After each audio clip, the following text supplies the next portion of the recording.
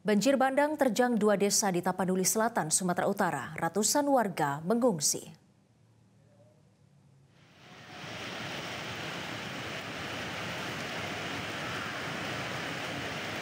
Ratusan rumah di dua desa yakni Desa Kota Tua dan Desa Simaningir, Kecamatan Tanu Tombagan, Angkola, Tapanuli Selatan, rusak diterjang banjir bandang pada hari Rabu. Menurut seorang warga Akirudin Harahap, tiba-tiba air dan kayu gelondongan dengan cepat menerjang desa. Warga lainnya pun berteriak meminta pertolongan dan meninggalkan desa untuk mencari tempat yang dianggap aman.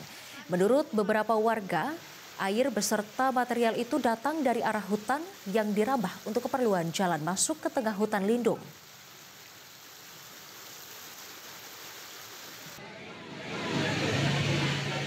Ratusan kepala keluarga terpaksa mengungsi di 3 lokasi seperti di Bagas, Godak, Ompu, Balai Desa Simaningir, dan Gereja GKP Desa Kota Tua. Menurut Pemda setempat, sedikitnya ada 700 orang yang mengungsi. Mereka membutuhkan bantuan makanan dan air bersih. Sementara hingga Rabu malam belum diketahui korban jiwa akibat banjir bandang.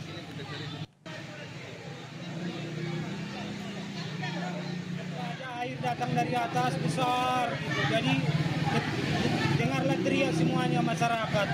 Yaitu air tambah besar, semuanya datang kayu besar-besar.